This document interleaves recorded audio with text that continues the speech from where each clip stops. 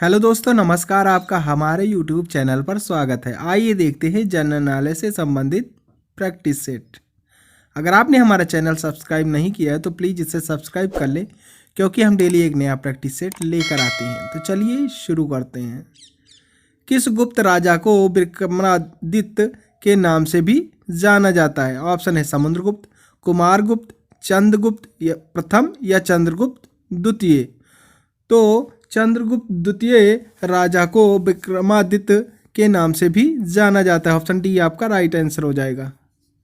महरौली दिल्ली के लौह स्तंभ में किस शासक के विषय में जानकारी मिलती है? ऑप्शन है कुमारगुप्त, विक्रमादित्य, चंद्रगुप्त प्रथम या स्कंदगुप्त।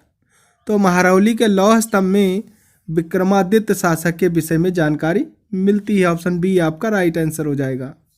जनपद की जानकारी मिलती है, कैसे मिलती है? महरौली लौह स्तंभ से, बौद्ध साहित्य से, अर्थशास्त्र से या मठों से। तो जनपद की जानकारी बौद्ध साहित्य से मिलती है। ऑप्शन बी आपका राइट आंसर हो जाएगा। वज्जी महाजनपद क्या था? व्यापारिक राज्य, गणतंत्रीय, सैनिक राज्य या इनमें से कोई नहीं। तो वज्जी महाजनपद गणतंत्रीय राज्य था। ऑप्शन बी आपका राइट आंसर हो जाएगा।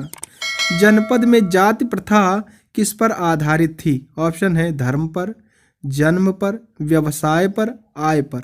तो जनपद में जाति प्रथा जन्म पर आधारित थी। ऑप्शन बी आपका राइट आंसर हो जाएगा। अगला प्रश्न देखते हैं।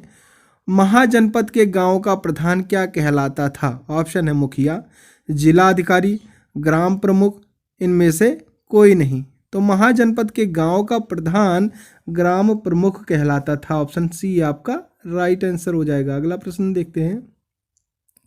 सूर्य के चारों तरफ एक परिक्रमा के लिए निम्न में से कौन सा एक ग्रह अधिकतम समय लेता है? ऑप्शन है पृथ्वी, मंगल, बृहस्पति या फिर शुक्र। तो सूर्य के चारों तरफ एक परिक्रमा के लिए निम्न में से बृहस्पति एक ग्रह ऐसा ग्रह है जो सबसे अधिक समय लेता है। ऑप्शन सी आपका राइट आंसर हो जाएगा। सुपर मून के समय चांद लगभग कितना प्रतिशत बड़ा दिखता है? ऑप्शन है 5%, 14%, 50% या फिर 20%। तो सुपर मून के समय चांद लगभग 14% बड़ा दिखाई देता है। ऑप्शन बी आपका राइट आंसर हो जाएगा। निम्न में से किसने आईने अकबरी व अकबरनामा नामक पुस्तक लिखी है? ऑप्शन है फैजी ने, हकीम हुमाम ने, अबुल फजल ने या अब्दुल रहीम ने। तो निम्न में से अबुल फजल ने आईने अकबरी व अकबरनामा पुस्तक लिखी है। ऑप्शन सी आपका राइट आंसर हो जाएगा। अगला प्रश्न देखते हैं। किस मुगल शासक ने दिल्ली में लाल किला बनवाया था? ऑप्शन है औरंगजेब ने, जहांगीर ने, अकबर ने या फिर शाहजहां ने। तो शाहजहां मुगल शासक ने दिल्ली में लाल किला बनवाया था। ऑप्शन डी आपका राइट आंसर हो जाएगा। अगला प्रश्न देखते हैं। दिल्ली किस नदी के किनारे पर बसी हुई है? ऑप्शन है सतलज, यमुना नदी, मंदाकिनी या फिर व्यास। तो दिल्ली यमुना नदी के किनारे बसी हुई है। ऑप्शन बी आपका राइट आंसर हो जाएगा। अगला प्रश्न देखते हैं। दिल्ली का पहला अखबार कब प्रकाशित हुआ था? ऑप्शन है 1836 ईस्वी, 1830 ईस्वी, 1827 ईस्वी, 1825 ईस्वी। तो दिल्ली का पहला अखबार 1836 ईस्वी में प्रकाशित हुआ था। ऑप्शन ए आपका राइट आंसर हो जाएगा। अगला प्रश्न देखते हैं। देश में दिल्ली हरियाली में कौन से स्थान पर है? ऑप्शन है प्रथम, दूसरे, तीसरे या फिर चौथा। तो दिल्ली हरियाली में देश में चौथा स्थान है। ऑप्शन डी आपका राइट आंसर हो जाएगा। निम्नलिखित में कौन सी नदी विभ्रंश घाटी से होकर गुजरती है? ऑप्शन है ताप्ती, व्यास, गोदावरी या फिर कृष्णा नदी। तो निम्नलिखित में से गोदावरी नदी विभ्रंश घाटी से होकर गुजरती है। ऑप्शन सी आपका राइट आंसर हो जाएगा। अगला प्रश्न देखते हैं। रिहंद बांध किस राज्य में है? ऑप्शन है पंजाब, उत्तर प्रदेश, महाराष्ट्र या फिर बिहार। तो रिहंद बांध उत्तर प्रदेश राज्य में है। ऑप्शन बी आपका राइट आंसर हो जाएगा। अगला प्रश्न देखते हैं। गुप्त वंश के किस शासक ने हूणों को परास्त किया था? ऑप्शन है स्कंदगुप्त, रामगुप्त, समुद्रगुप्त या फिर चंद्रगुप्त द्वितीय। तो गुप्त वंश के स्कंदगुप्त शासक ने हूणों को परास्त किया था। ऑप्शन ए आपका राइट आंसर हो जाएगा। अगला प्रश्न देखते हैं, किसको भारत का उद्धारक व स्थानीय स्वशासन का जनक कहा जाता है? ऑप्शन है लॉर्ड हेस्टिंग्स को, लॉर्ड पैट्रिक को या लॉर्ड रिपन को या फिर लॉर्ड लिटन को। तो भारत का उद्धारक व स्थानीय स्वशासन का जनक लॉर्ड लिटन को कहा जाता है। ऑप्शन डी आपका राइट आंसर हो जाएगा। वल्लभाचार्य किस संप्रदाय के संस्थापक हैं? ऑप्शन है अद्वैत या फिर द्वैताद्वैत या शुद्धाद्वैत या विशिष्टाद्वैत। तो वल्लभाचार्य शुद्धाद्वैत संप्रदाय के संस्थापक हैं। ऑप्शन सी आपका राइट आंसर हो जाएगा। अगला प्रश्न देखते हैं, चौपाई के चारों चरणों में कितनी मात्राएं होती हैं? ऑप्शन है 13, 14, 16 या फिर 17। तो चौपाई के चारों चरणों में 16 मात्राएं होती हैं। ऑप्शन सी आपका राइट आंसर हो जाएगा। अगला प्रश्न देखते हैं, भारतीय सेना का निर्माण कब हुआ था? ऑप्शन है 1747 ईस्वी में, 1847 ईस्वी में, 1749 ईस्वी में, 1748 ईस्वी में। तो भारतीय सेना का निर्माण 1847 ईस्वी में हुआ था। ऑप्शन बी आपका राइट आंसर हो जाएगा। अगला प्रश्न देखते हैं, संवैधानिक सभा की स्थापना किसके द्वारा हुई? ऑप्शन है क्रिप्स प्रस्ताव, माउंटबेटन योजना, कैबिनेट मिशन योजना या इनमें से कोई नहीं। तो संवैधानिक सभा की स्थापना कैबिनेट मिशन योजना के द्वारा हुई थी। ऑप्शन सी आपका राइट आंसर हो जाएगा। शारदा अधिनियम किससे संबंधित था? ऑप्शन है भारतीय साहित्य से, भारतीय विवाह व्यवस्था से, भारतीय अर्थव्यवस्था से या भारतीय प्रशासन से। तो शारदा अधिनियम भारतीय विवाह व्यवस्था से संबंधित था। ऑप्शन बी आपका राइट आंसर हो जाएगा। अगला प्रश्न देखते हैं, अंतरिम सरकार में मुस्लिम लीग के सदस्य शामिल थे?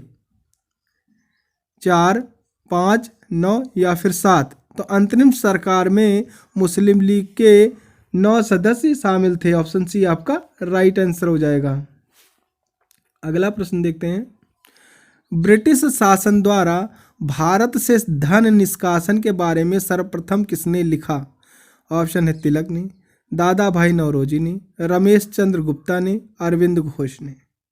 तो ब्रिटिश शासन द्वारा भारत से धन निष्कासन के बारे में सर्वप्रथम रमेश चंद्र गुप्ता ने लिखा था। ऑप्शन सी आपका राइट आंसर हो जाएगा। अगला प्रश्न देखते हैं, मूर्ति देवी साहित्य पुरस्कार किसने शुरू किया? ऑप्शन है मानव संसाधन विकास मंत्रालय, केंद्रीय सरकार या भारतीय विद्या भवन या भारतीय ज्ञानपीठ ट्रस्ट या साहित्य अकादमी।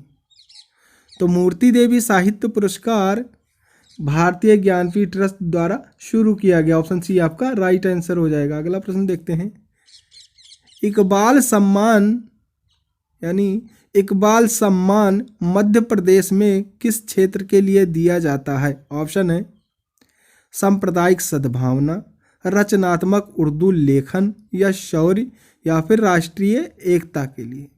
तो इकबाल सम्मान मध्य प्रदेश में रचनात्मक उर्दू लेखक यानी लेखन के लिए दिया जाता है। ऑप्शन बी आपका राइट आंसर हो जाएगा।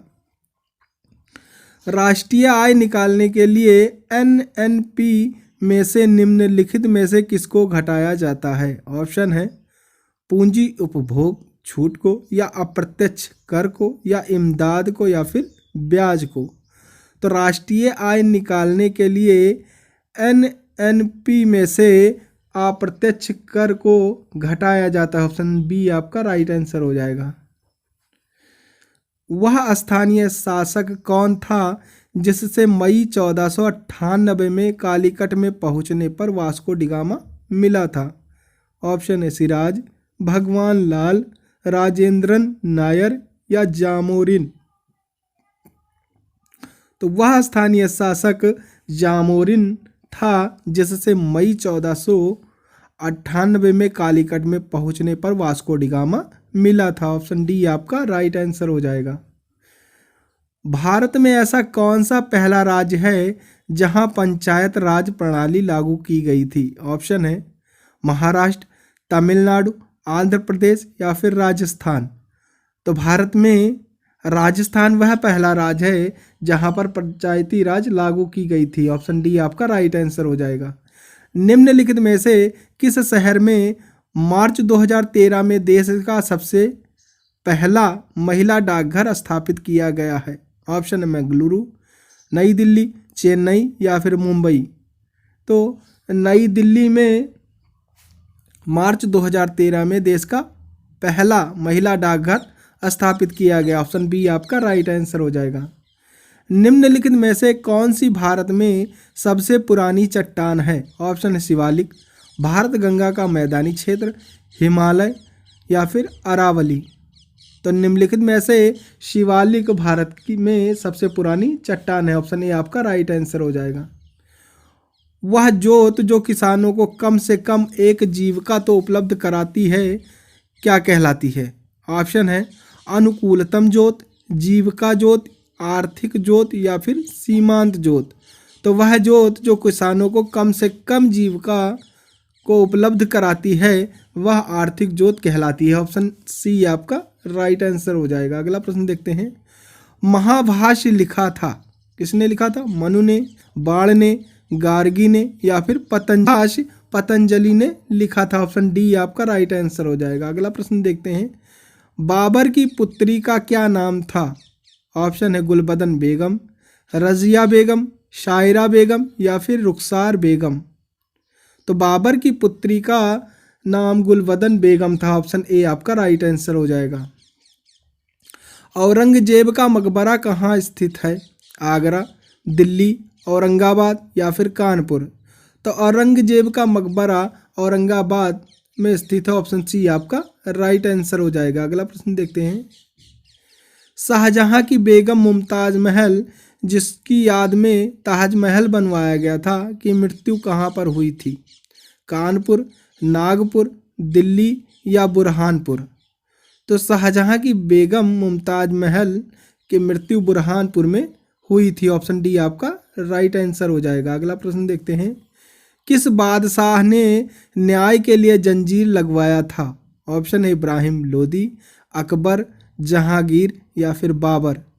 तो अकबर बादशाह ने न्याय के लिए जंजीर लगवाया था। ऑप्शन बी आपका राइट आंसर हो जाएगा। अकबर और महाराणा प्रताप के मध्य हुए युद्ध को किस नाम से जाना जाता है? ऑप्शन है प्लासी का युद्ध, पानीपत का युद्ध, कुरुक्षेत्र का युद्ध या फिर हल्दी घाटी का युद्ध।